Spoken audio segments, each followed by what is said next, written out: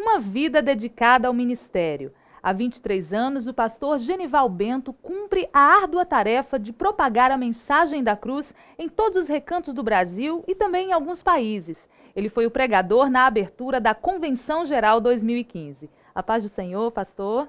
A paz do Senhor, Priscila, e também transmitindo a paz aos telespectadores do Mensagem de Esperança. Muito obrigado por ter aceito o nosso convite de estar aqui no nosso programa. Pastor, eu gostaria de saber como é que começou a sua chamada, como foi o momento em que Deus chamou o senhor para servir no ministério. Priscila, é interessante que nem eu esperava, não aguardava, mesmo sem ser crente, eu tinha uma aptidão, uma admiração pelos evangélicos, mas porém eu era muito pobre, eu vivia no meio do canavial, sem perspectiva nenhuma, e até para as pessoas que me ladeavam diziam que eu não valia o que comia por conta do preconceito, por conta de algumas divergências raciais, e Deus me encontrou no meio dessa pobreza, no meio desse desânimo, desse descrédito. E aí foi em 92 que tudo começou. Por volta de 11 horas da noite, alguém estava orando por mim. E depois ratificado mais uma vez no culto do domingo, numa igrejinha pequena, em uma fazenda dentro do canavial do município da cidade do Rio Largo, Alagoas. E ali a chamada bateu no coração e começou ali. Ali foi quando Deus começou a fazer promessas e com 15 dias de convertido eu já pregava nas concentrações, nos trabalhos de rua e já chamava a atenção dos pastores. O senhor foi o pioneiro da sua família ou alguém mais da sua família era crente antes do senhor? Não, eu fui o pioneiro. Foi o primeiro. O primeiro da família fui eu. Foi o que evangelizou os demais. Hoje nós já estamos com mais de 80 na família. Que maravilha! E por falar em família, pastor, a família também é um ministério, né?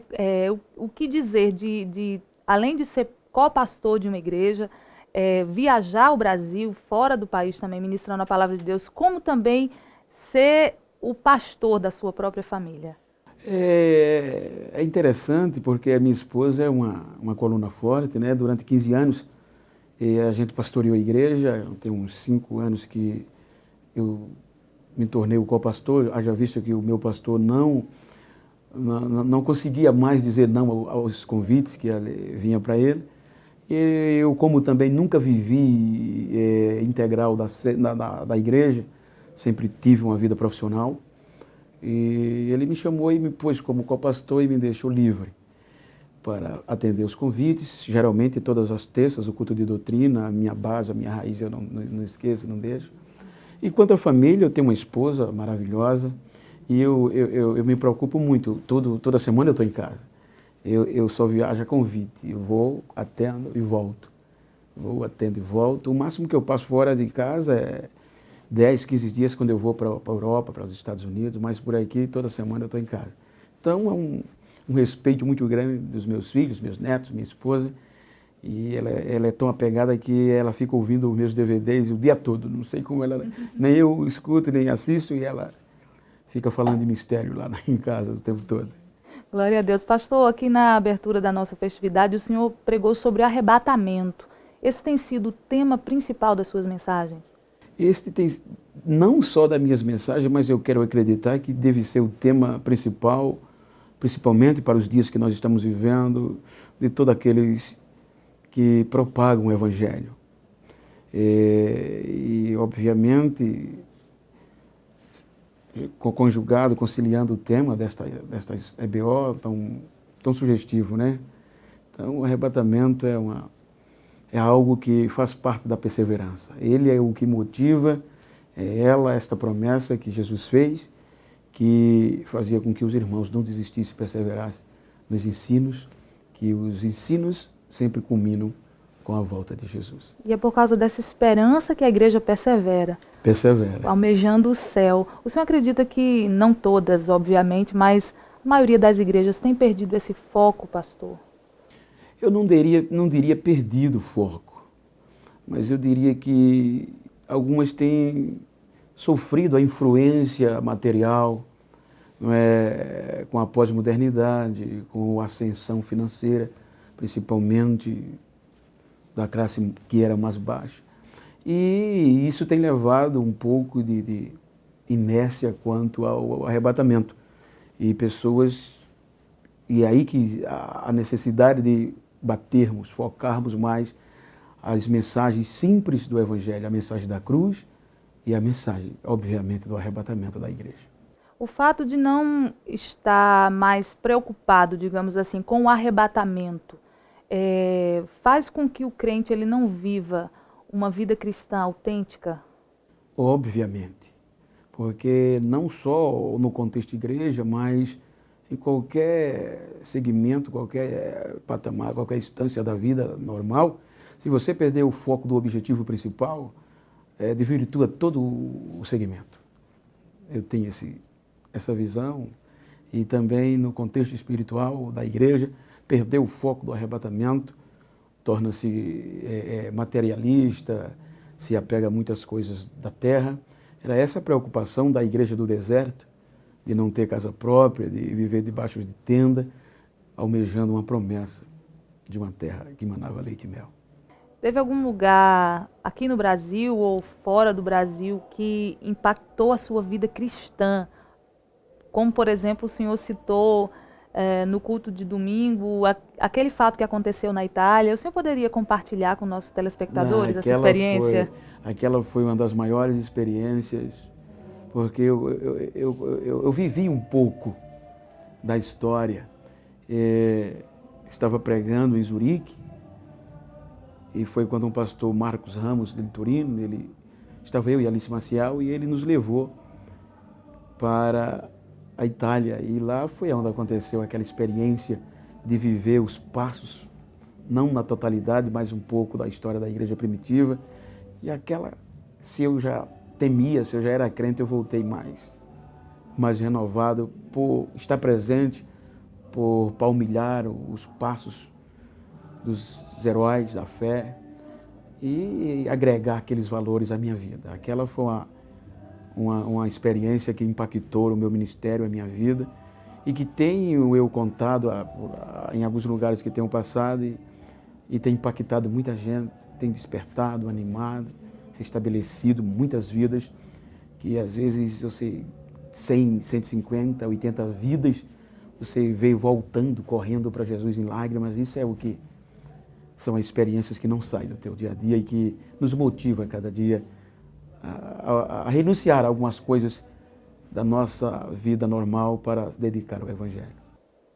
Em um dos vídeos que eu assisti do Senhor na internet, Deus usava a sua boca bradando, dizendo: a igreja precisa orar. O que dizer dessa expressão, pastor?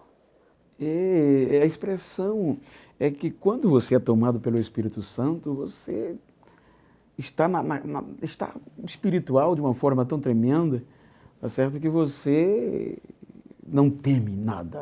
É você, o céu e Deus, e acabou. Mas, na verdade, quando a gente se refere a essa sua pergunta, eu poderia dizer que eu não sou saudosista, mas eu sou do tempo que a igreja, ela orava. Você chegava nas igrejas, o culto de oração era de oração.